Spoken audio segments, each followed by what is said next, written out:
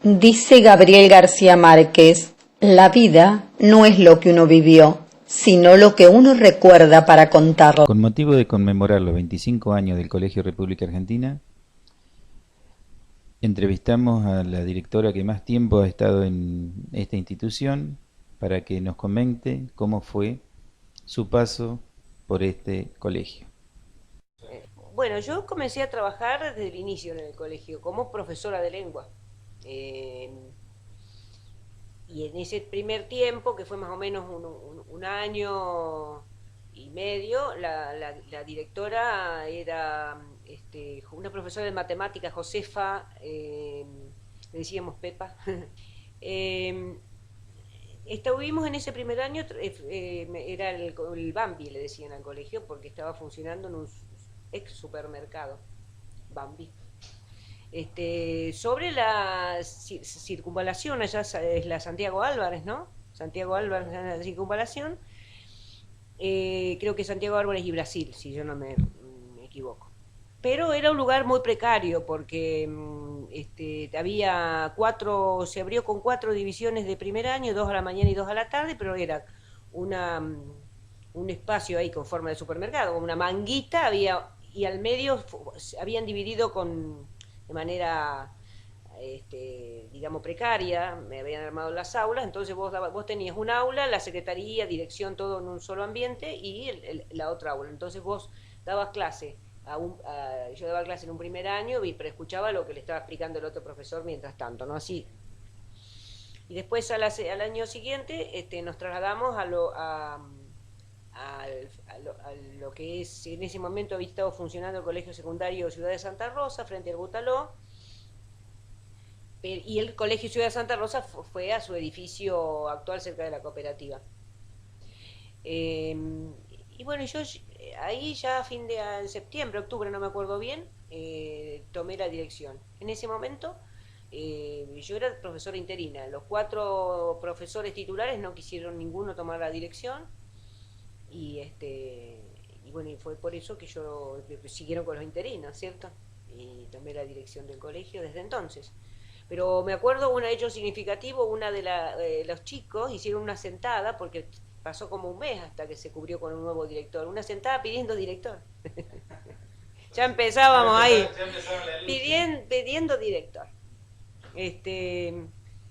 Bueno, estuvimos bastante tiempo, ahí estábamos compartiendo el edificio con una escuela primaria, la escuela 246, que funcionaba a la tarde, y a la noche funcionaba el colegio 1 de Mayo, que es dependiente del Centro de Empleados de Comercio, así que estábamos hacinados. Eh, bueno, primero te voy a contar el recorrido geográfico, digamos, del colegio, y después vuelvo sobre los aspectos que tienen que ver con cómo pensamos la educación desde la institución. Allí estuvimos bastante tiempo, no me recuerdo ahora cuántos años, pero cuando se implementó la ley, se comenzó a implementar la Ley Federal de Educación, el gobierno planificó pocas construcciones de nuevos edificios, pero algunos de ellos tenían que ver con tener nuevos edificios para la implementación del el ciclo básico que se incorporó como obligatorio a propósito de esa ley, lo que era el tercer ciclo que se llamaba, ¿cierto? Y bueno, así es como imaginó y planificó la construcción de los edificios que hoy están asentados acá en el Plan 5000. Eh, Se construyeron en ese momento 3 escuelas. Estaba la 258, pero se construyó el actual edificio que tiene la República Argentina, que estaba pensado para una EGB, porque se hizo con fondos en el marco de la ley federal, y la otra EGB que funcionó como EGB muchísimo tiempo, la ex unidad 7, y el edificio del jardincito de infante. Bueno, entonces nosotros tuvimos siempre una larga lucha ya desde que éramos Bambi por tener edificio propio. Y mientras estábamos frente al Butaló también, porque estábamos compartiendo con niños, estábamos nosotros adolescentes, no yo, los estudiantes, población escolar adolescente, los niños y adultos. en un espacio que era insuficiente. Entonces nosotros ya desde entonces habíamos comenzado a trabajar con la comunidad y todos los docentes y estudiantes para presentar al gobierno la necesidad, al ministerio, ¿cierto?, la necesidad de la construcción de un edificio propio. Nos dijeron que existía ese edificio, pero nos trajeron apresuradamente al Plan 5000 y quedamos asignados en la Escuela 258. La Escuela 258, que sigue siendo la Escuela 258, tuvimos una excelente convivencia con los docentes de la Escuela 258 y su directora en ese momento, pero no había espacio. Era la mañana, no era solo que a la mañana un colegio y a la tarde otro, sino que ahí ya era peor la situación, porque nosotros turno compartíamos incluso, y por eso en la primera organización de horarios que nosotros tenemos, los horarios estaban, cuando incorporan computación, me acuerdo, tuvimos que pensar todo según la posibilidad espacial que había, que era la mañana. Así que pasó un tiempo hasta que vinimos a este edificio, que bueno, cambiamos, como tal como decíamos, nuestra vida, porque nuestra vida institucional cambió muchísimo, porque no es solo poner a los chicos en unas aulas, en un tiempo acotado, sino que los chicos, los estudiantes, los docentes desarrollan una vida en un edificio, tienen que disponer de espacios, tienen que disponer de lugares para poder poner su producto, su trabajo, lugares para la recreación. Bueno, aparte era un edificio muy bueno, muy bien construido. Esa fue la suerte, después de esperar tanto que tuvimos. Muy bien. Bueno, le faltaba, ¿qué le faltaba? Le faltaba tapial. Tuvimos 10 años pidiendo al gobierno provincial la construcción del tapial, que ahora por suerte está construido. Después reanudamos, tuvimos un tiempo, unos 10 años, sin necesidades edilicias, pero cuando comenzó a implementar, se cambió la ley de educación y se comenzó con la implementación del nuevo secundario, estableciendo la obligatoriedad hasta el sexto año. Comenzamos nuevamente con problemas de falta de espacio físico y tuvimos nuevamente que parte de nuestras divisiones, eso era 4 años más o menos, 5 capaz a esta altura, tuvimos que ir, estar en edificio prestado, parte de nuestras divisiones, en el colegio vecino, ¿no? Ya estando ahí. Y eso desde ya que nosotros siempre hemos luchado por mantener estar en el mismo lugar, en el mismo territorio, en el mismo edificio. ¿Por qué? Porque viene ahora el otro aspecto que quiero destacar, ¿no? Que es el concepto de la convivencia. Yo olvidé decirte que entonces desde el año y medio que se jubiló la primera directora, yo tomé la dirección en ese momento, después casi enseguidita llamaron a concurso, me presenté al concurso, gané el concurso, podía haber elegido 4 escuelas de Santa Rosa, pero elegí quedarme en esta escuela, en la República Argentina. Y después sigo siendo la directora del colegio, nada más que en los 2 últimos años acepté primero una coordinación por poco tiempo y estoy trabajando en la universidad en la Secretaría Académica de Humanas.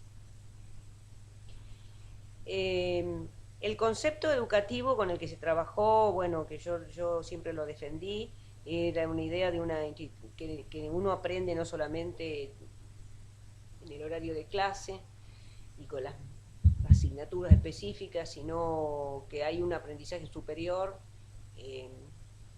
que es el de la convivencia, el de la participación democrática, desarrollar en el espacio institucional la voz propia, el concepto de la justicia, pero en una práctica, no solamente en una enunciación teórica, ¿no? Pues aprender a organizarse. Pensaba siempre que el director no es un autócrata, digamos, que tiene que determinar el ordenamiento de las cosas, sino que el director tiene que ser un organizador de la democracia y compartir con las distintas integrantes de la comunidad, sobre todo la comunidad chica, la que estamos cotidianamente, que somos con los profesores y los estudiantes. Por eso es que de tempranísimo, por lo menos creo que en el primer año que ya estuve de directora, un grupo de estudiantes impulsó la creación del centro de estudiantes y desde entonces existe centro de estudiantes en el colegio, ¿no? Me acuerdo que era un núcleo en donde estaban, entre otros, me acuerdo siempre de Nicolás Bompadre, que era uno de los chicos que estaba, que hoy se recibió de profesor de letras, trabaja de profesor de letras. Y después, yo no sé si el mismo año, pero casi enseguidita se constituyó un primer consejo institucional, y cuando digo después estamos hablando, si el colegio cumple 25 años, estamos hablando de 23, 24, 25, no, 23, 22 o 21 años atrás. O sea, muchísimo tiempo, de manera temprana tuvimos centro de estudiantes y tuvimos consejo institucional de convivencia con carácter resolutivo. A veces al principio tuvo una integración de 4 integrantes, que era el directivo, un profesor elegido por sus pares, un estudiante elegido por sus pares y un auxiliar docente elegido por sus pares. Todos con voz y voto.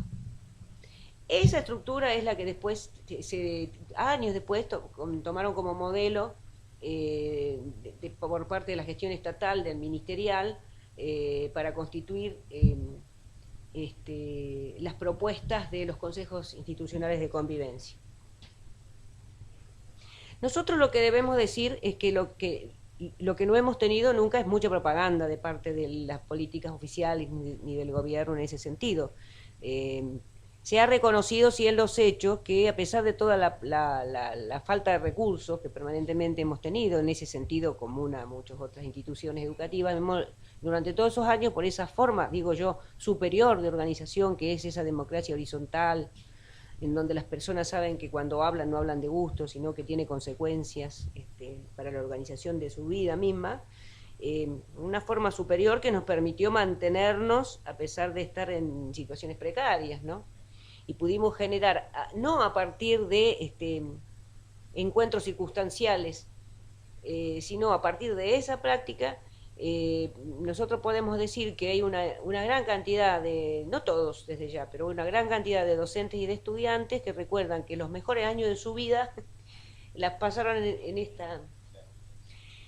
Pero porque no es que porque nosotros éramos simpaticones, sino por esa forma de organización, porque la gente se siente plena cuando su participación es real, porque se siente sujeto. Entonces, eso, y después un concepto de libertad con el que sigo sosteniendo desde ya esto que te digo, ¿no? Todo lo que te estoy diciendo. Ayer hablaba que me llamó el actual director, Néstor, y me decía que le volvían a devolver las pautas de convivencia porque ahora las corrigen las pautas de convivencia. Nosotros durante años las hacíamos nosotros porque sabemos que las necesitamos. Ahora las corrige, el Estado las devuelve, busca que esté la forma completa. Muchas veces esa forma que se pone en el papel no se condice con las prácticas reales en las instituciones educativas, que yo conozco bastante y pude conocer en los 2 meses que estuve de coordinadora. Y entonces me decían que le planteaban que no podían los chicos salir en los módulos intermedios libres. Y él me decía, ¿hay alguna legislación nueva?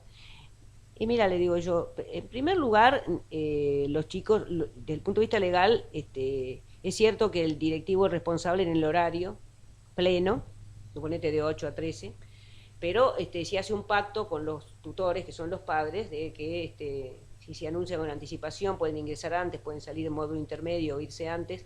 Ese es el pacto que te da la legalidad, digamos.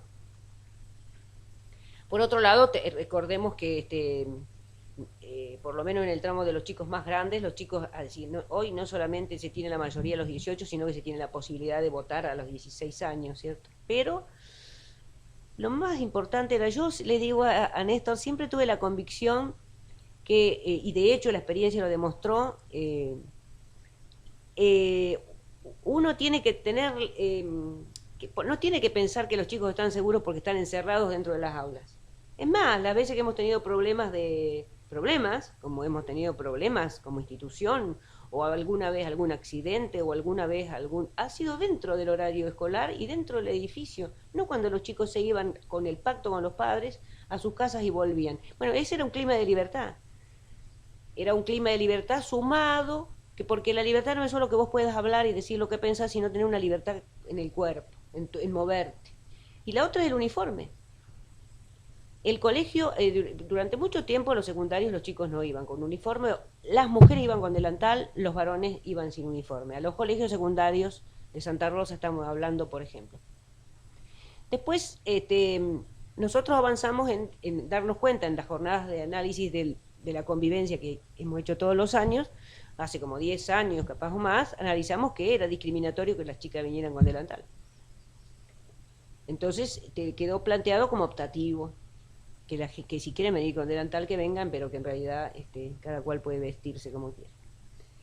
Y hoy hay una cosa muy retrógrada en ese sentido, porque está instalado en todas las escuelas prácticamente, los chicos van con uniformes, salvo contados con los dedos, poquitos.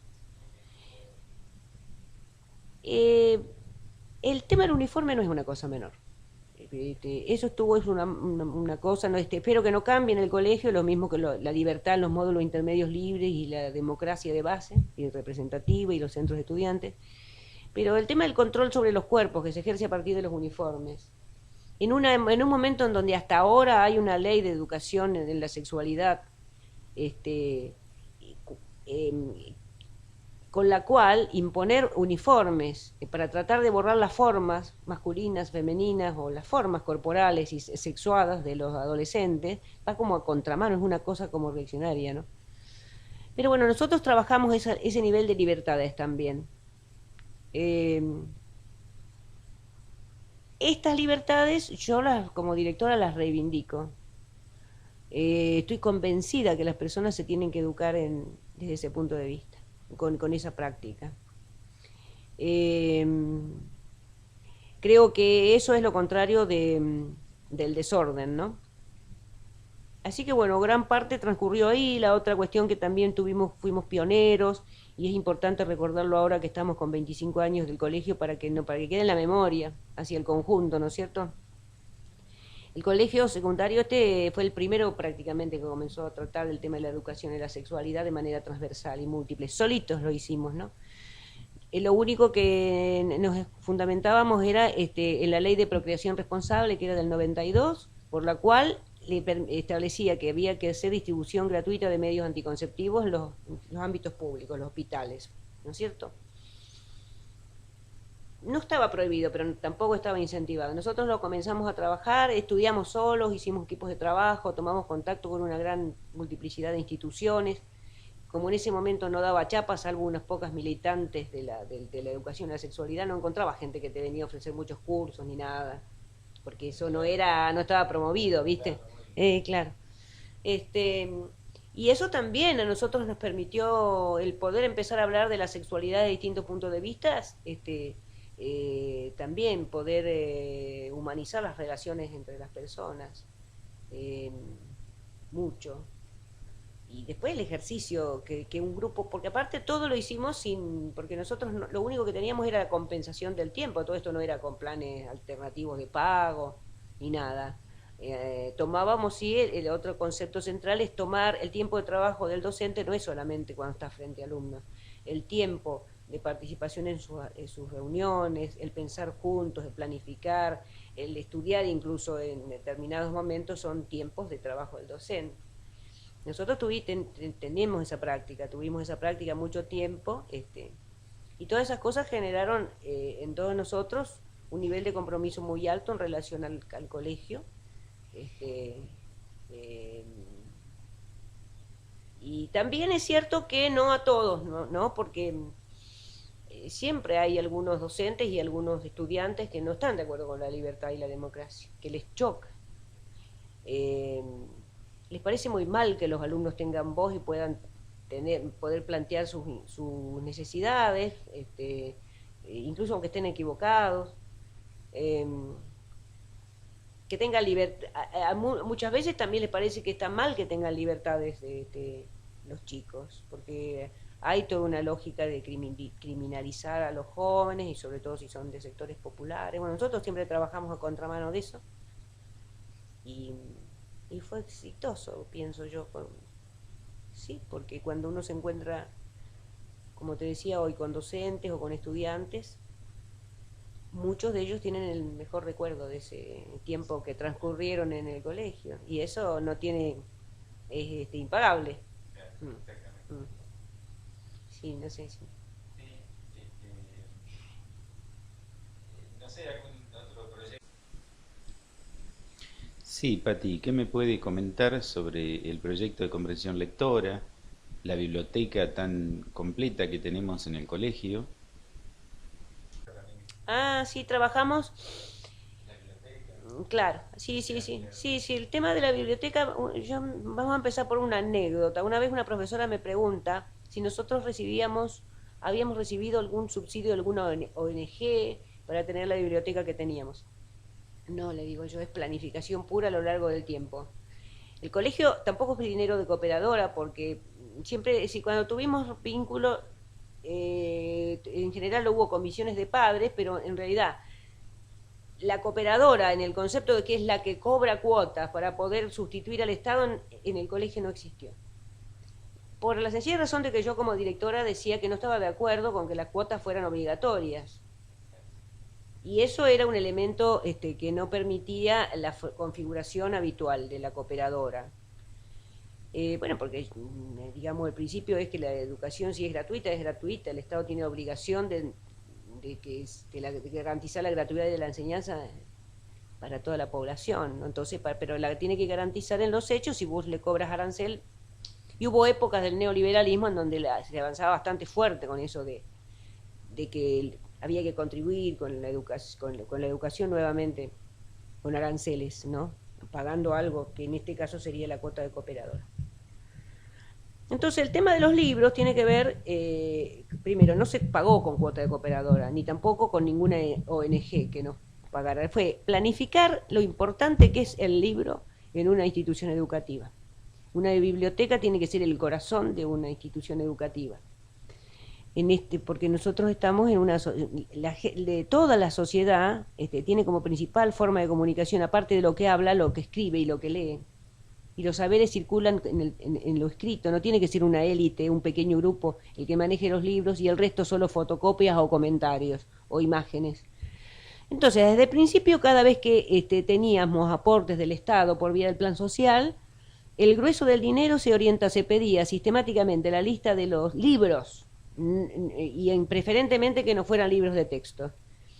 Se le pedía en distintas oportunidades, también le pedimos las nóminas a los a los de estudiantes, nóminas, o hacíamos sistemas de encuestas por las cuales ellos decían de qué tipo de libros preferían o querían que se incorporaran, y así es donde fuimos constituyendo la biblioteca de la República Argentina.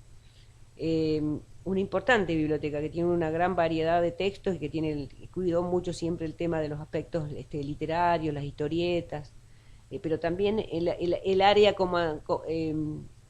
el área de las ciencias sociales sobre todo, ¿no? Y en relación a eso es que trabajábamos el proyecto de comprensión lectora, también hace mucho tiempo, antes que existiera ese programa de lectura del gobierno provincial. Nosotros comenzamos a trabajar, creo que ya estábamos, me parece que de comprensión lectora ya todavía estábamos en el Butaló, frente al Butaló. ¿Por qué? Porque la idea es, el proyecto de comprensión lectora estaba pensado no como elaboración de síntesis, sino que estaba, o con el método de subrayado o algún método, sino pensado como un momento en donde se va desarrollando de manera progresiva, a partir de un texto, la oralidad y la escritura, a partir de formas comprensivas cada vez más complejas, ¿no? Eso siempre nos costó mucho trabajar. Nosotros el proyecto lo teníamos, pero cuando evaluábamos al final del año cómo ha trabajado los proyectos, el que estaba siempre a la cabeza de su mejor resolución y la dinámica y todo es el proyecto la cuestión de la convivencia, las jornadas institucionales en relación a la convivencia, centros de estudiantes, Consejo Institucional de Convivencia, después en el último tiempo ya incorporamos los consejos áulicos. Eso es lo que mejor siempre trabajó. El proyecto de educación a la sexualidad, yo por lo menos en el tiempo que he estado en la dirección, trabajó mucho mejor antes de que fuera ley que cuando fue ley. Desconozco las razones exactamente, ¿viste? No es por culpa que haya ley, sino porque, digamos, sacó eso voluntario que tenía. El compromiso por ahí. Sí, sí, sí. Y después el proyecto de conversión lectora es algo que hay que seguir trabajando, pero que es muy difícil porque nosotros remamos contra una sociedad que degrada la lectura. Dentro de la sociedad está el propio sistema educativo. El sistema educativo degrada la lectura. Este, entonces cuesta mucho trabajo tenerlo eso presente. Pero bueno, igual lo mismo que la cantidad, todo el trabajo que es en la institución se caracterizó por tener una circulación permanente de escritores, cantantes, la gente que trabajaba en educación para la sexualidad, ad honorem, digamos así, que le ponía mucha militancia, como Eva Quevedo, por ejemplo, ¿no?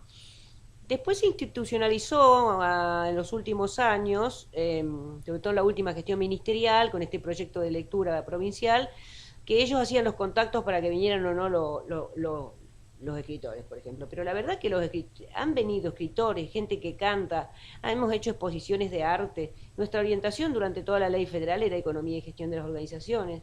Nosotros hubiéramos podido prescindir del arte y de la historia y de la geografía, pero pensamos que la educación era integral, era otro de nuestros principios.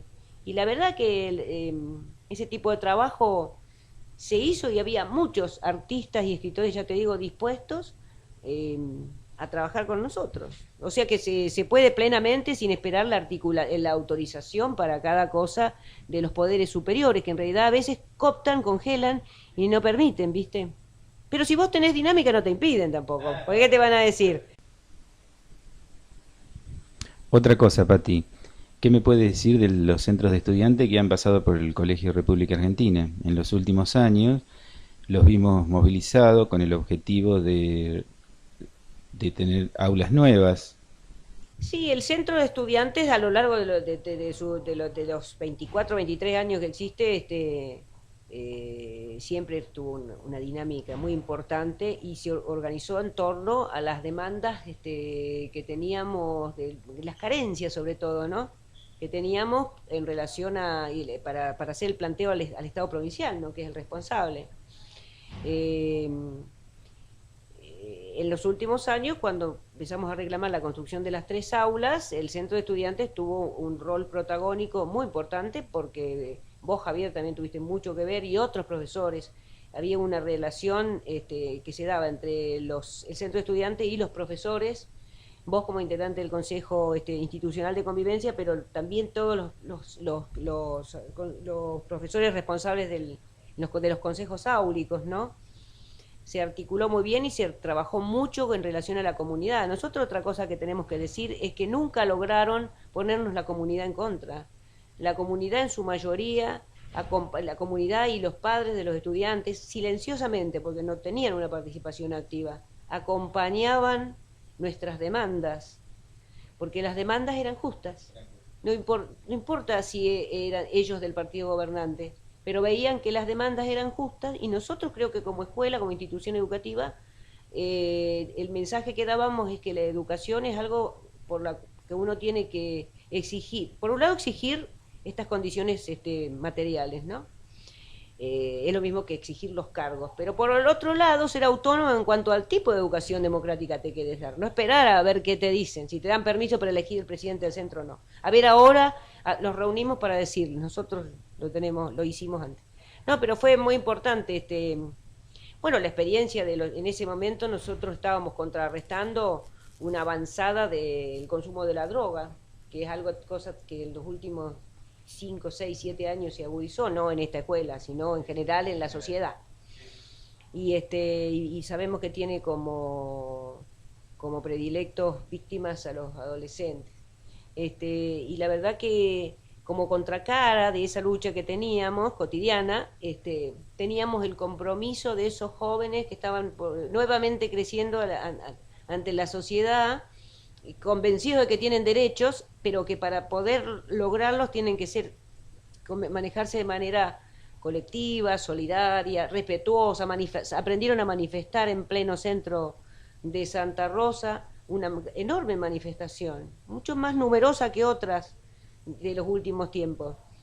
Y nadie pudo decir nada, ni siquiera las autoridades gubernamentales, ¿no? Porque la causa era justa. Y entonces también es una enseñanza muy grande, o sea, yo decía, de un sentido, de algo negativo, como es no tener aulas y estar dividido nuevamente el colegio en dos instituciones, porque nosotros teníamos una forma de convivencia acá y en la otra se imponían otras, la de la otra institución, en los hechos era así. Este, de ese hecho negativo, nosotros en esa generación de chicos, en esa promoción de chicos, que fueron 2 o 3 cortes, eh, nuevamente, y nosotros mismos como adultos, nuevamente tuvimos la satisfacción de sentirte pleno en una manifestación de esa índole, ¿no? Este, y ellos aprendieron algo que no se, la verdad eso no se aprende en los libros, no hay manera. ¿No? Vos podés leer la palabra, pero la solidaridad es algo corporal, algo concreto. Eso es la práctica democrática que la institución educativa puede aportar. No es la única institución, obviamente, que lo tiene que hacer. Bueno, Pati, no sé si quiere agregar alguna otra cosita. La verdad que muchísimas gracias por comentarnos la historia del colegio. He hablado mucho, como siempre. No, yo siempre tengo el mejor del recuerdo de toda la experiencia de libertad que yo también tuve, siendo directora de esta escuela, a pesar de que tuve que aguantar una persecución muy específica que hizo el Ministerio de Cultura y Educación contra mi persona, siendo yo directora, por, por, porque el colegio se había opuesto a elegir orientación en el marco de la ley federal y ellos la tuvieron que imponer. Pero ahí fue otra vez, está bien que vos hayas me preguntado si yo quiero decir algo, porque me prefiero contar yo estas historias, no que las cuenten otros confundidas. Este, ahí nuevamente tuve la solidaridad tanto de estudiantes como de profesores, fue impresionante eso. Los profesores, cuando me convocaron a declarar acusándome de que me había rebelado contra la Ley Federal de Educación, 4 profesores de pertenencias ideológicas totalmente distintas fueron a corroborar que había sido una decisión colectiva hecha en reunión de docentes. Y aparte tuve el acompañamiento en los momentos que estaba declarando el Tribunal de Disciplina, que pretendía rebajarme el cargo de directora, degradación se llama eso, en ese momento existía todavía esa figura en el Estatuto del Docente, con la colaboración de los padres que le dieron la autorización, de los preceptores que recibieron la autorización para retirarse a la hora que yo tenía que declarar, fueron hasta el lugar de donde es ahí en el Lisandro de la Torre, fueron hasta el lugar a acompañar. Así que bueno, esos son recuerdos que no me olvido yo desde ya. Y ya te digo, yo ahora estoy trabajando en otros ámbitos, pero la experiencia de libertad y de solidaridad que he tenido en el colegio no es única en mi experiencia. Bueno, Pati, no sé si tiene algo más para agregar. Desde ya, muchísimas gracias por habernos contado la historia de nuestro colegio.